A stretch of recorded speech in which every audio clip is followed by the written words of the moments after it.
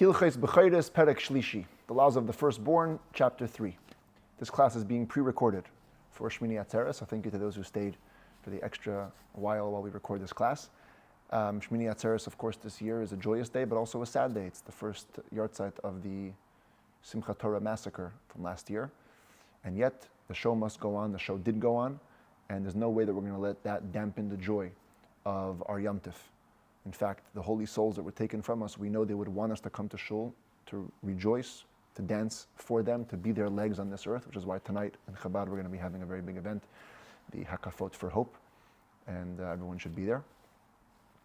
Emir Hashem, it'll be a wonderful success, and we should know that the Zman Simchaseinu, the Simcha of Zman Simchaseinu will itself be the biggest aliyah, the biggest ascent for the souls that were taken from us so cruelly last year. Happens to be, and I mentioned this 2 days ago, that the Torah reading for Shmini Atzeres mentions many of the laws of Bechor are sourced in the Torah reading for tomorrow. So it's another wonderful connection between Shmini Atzeres and Bechor. And let's get right into it. The basic law of Bechor is that if an animal is born, firstborn to its mom, and it's a male, it's holy. It has to be offered as a sacrifice and eaten by the Kohanim.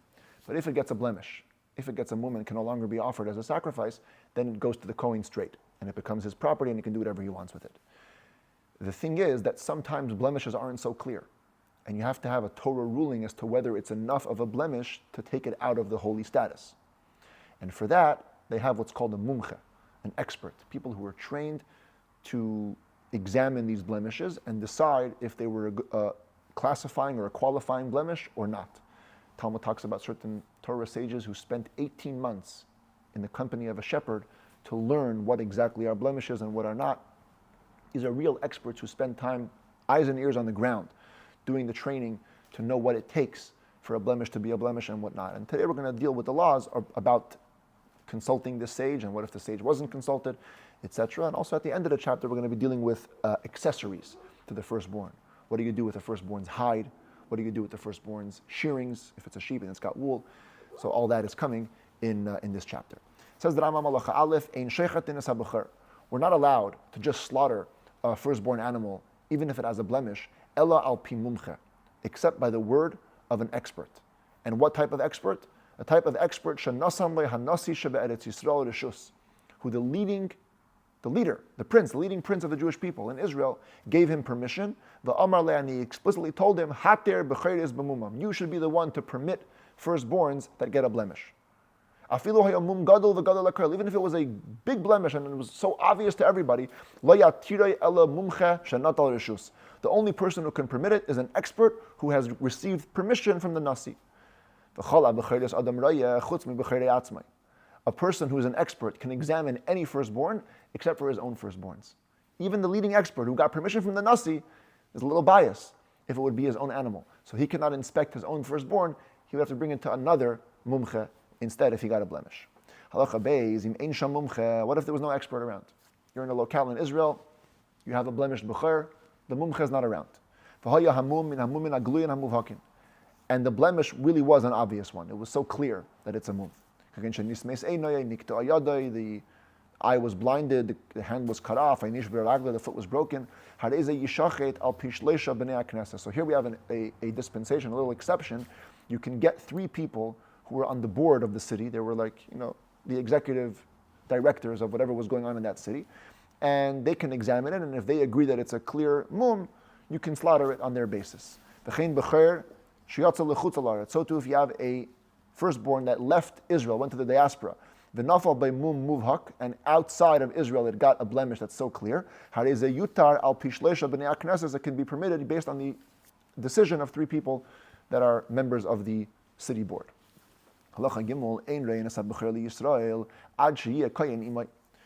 The expert cannot examine the firstborn for the regular Jew owner unless the Kohen is with him. The Kohen who will potentially receive the Bechor if the blemish is qualifying. Why? Because maybe the expert will tell the Jew, Mumhu, umutar lishchet alav. Listen, there's a qualifying blemish here. You can slaughter the animal, and the Jew will take it home for himself. And he'll go slaughter it for himself without giving it to the Kohen. Because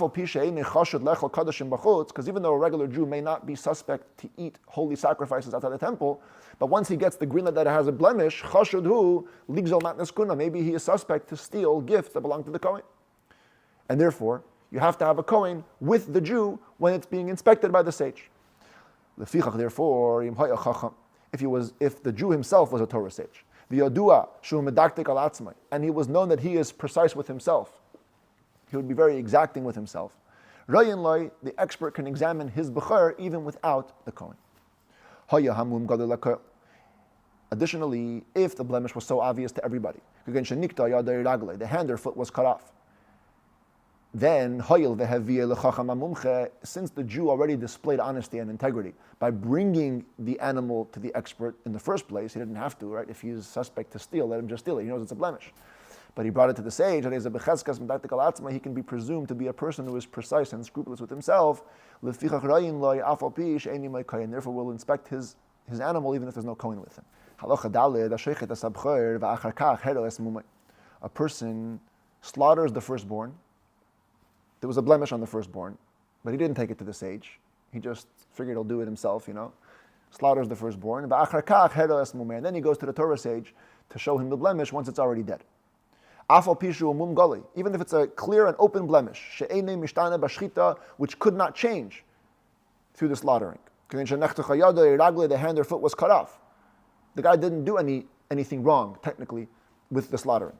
Bottom line is, it was slaughtered not by the word of an expert. It's forbidden, it has to be buried. Like any firstborn which dies, and you bury it, you must bury the animal. There's no way to make use of it. Halacha hey, an interesting case. A firstborn animal has only one testicle and two sacs, which is called a mum in the laws of the blemishes. So the Jew brings it to the expert. The expert checks it out, and he even does the special technique, which was usually done by experts, to perhaps pull out the second testicle. The expert positioned the animal on the back of its spine, and squished the animal's genital area to kind of draw the other testicle out. And the second testicle did not emerge. And therefore, on that basis, the expert permitted it for slaughtering. And it was indeed slaughtered. Then you open up the animal and you find the second testicle stuck to the flanks of the animal. So it was actually an unblemished animal and shouldn't have been slaughtered. Says the Rambam, it's permitted, since the expert tested it by the squish as he was supposed to.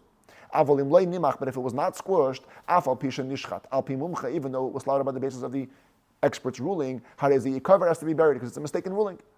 He didn't do his due diligence, just permitted it.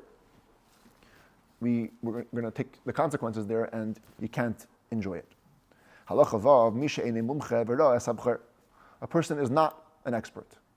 He made up he's an expert, and he examines Bechoros, right? Guy says, kosher as I am a rabbi. In other words, this guy's not a rabbi, but he's declaring things kosher anyways. V'nishchat al piv, this Jew doesn't know any better, and he slaughters it. So this rabbi told me it's permitted. He's a phony. So what do? Hareze yikaver, you must bury the Bechor, v'yishalim mi beisei, and the person the faker, has to pay up from his home. V'kama mishalim, how much does he pay? Not the full value of the animal. Revia ledaka or mechza legasa. If it's an ovine, thinner animals, only a quarter of its worth. If it's a bovine, half of its worth. Why don't they pay the entire money? He's a phony. He cheated the guy. Because the sages also penalized partially the owner of the animal. So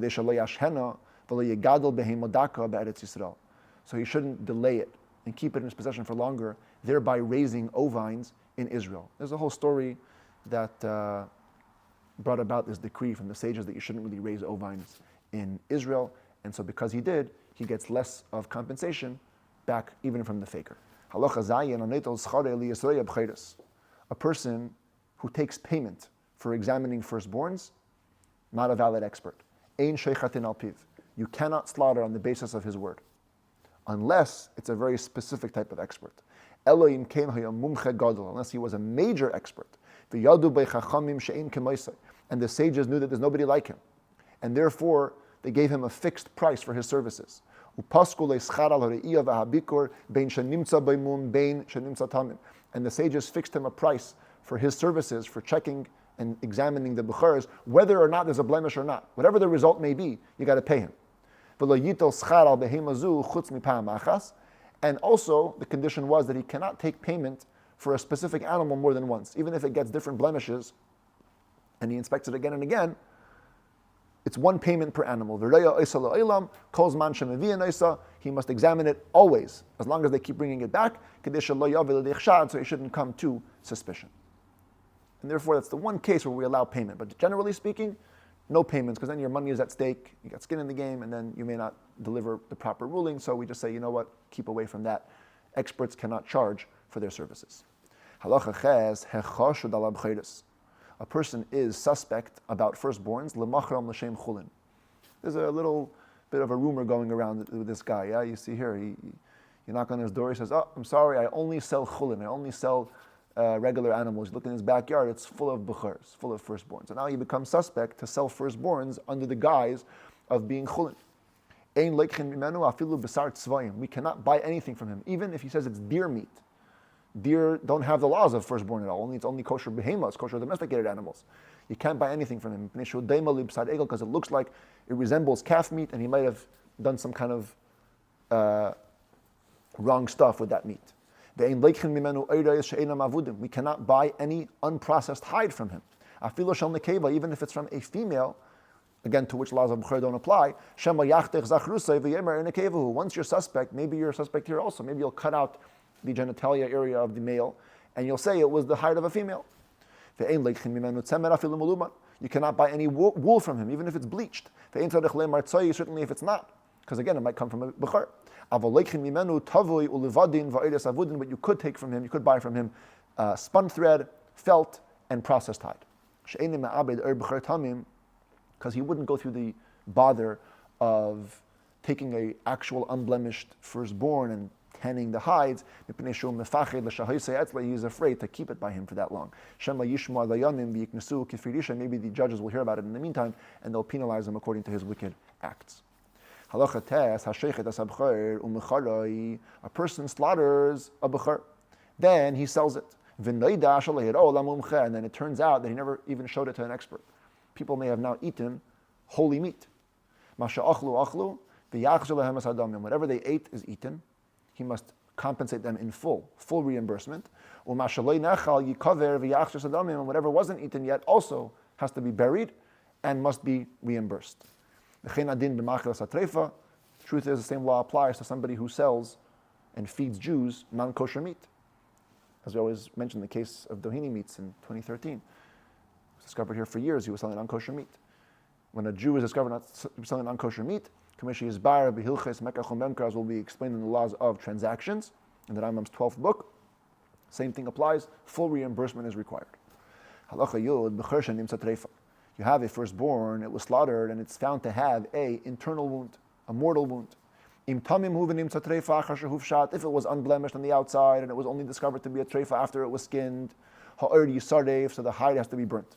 As we explained in the laws of disqualified sacrifices, because it's a disqualified bechor. The habasar yikaver, and the meat should be buried. If it was slaughtered with a blemish on the outside, but then it was discovered to have an internal wound which disqualifies it from being kosher at all, habasar yikaver, the meat needs to be buried. But the kohanim could derive benefit from the hide. So long as provided it was slaughtered based on the expert ruling. When a firstborn has its meat eaten properly, bein tamim, bein balmum, whether it's because it's unblemished and it was offered as a sacrifice, and the kohen ate the meat, or it was blemished and it was therefore slaughtered. Point is, the meat was eaten in a kosher way. At that point, same way you can use the hide, you can use the shearings. But any wool that was cut from the firstborn while it was alive, even if it fell off, naturally, it's forbidden to have benefit from it. Even if it fell off after the animal already contracted a blemish. Even after its slaughtering. Or even after its death, natural death, if it fell on its own, before the meat was eaten properly, forbidden. The wool that fell off during its lifetime is still forbidden. And therefore, in all these cases, it's all forbidden. Same law applies to the animal tithes, which we're going to discuss in a couple of days from now. We already explained the end of the last book, in the laws of sacrilege. The rabbis only made this decree on the firstborn and on the animal tithes only, because they don't come for atonement. If a person is allowed to use the shearings, he'll leave them by him for longer without offering them, to collect all the shearings that will fall. When you have a sin offering or an offering for atonement, you don't keep it in your house. You get the atonement, you go to the temple and you make sure it's taken care of. But these animals, they're just holy and you bring them whenever you want. So at your convenience, you leave them in your house for a little longer, you get a little more wool. Therefore, the rabbi said, you know what? All wool from lifetime is forbidden. We already explained, the mitzvah is to eat it during the first year of life, whether it's unblemished or blemished. And we don't want to cause a person to delay eating it in its proper time. Therefore, we forbid all the wool. Here is the shearings of the Bechor, and here is some tzemer meduvlo. This is some hanging wool. It's kind of like rubbed into the rest of the wool. It's on the animal, but it's not totally separated. Ushchatai, and it was slaughtered. At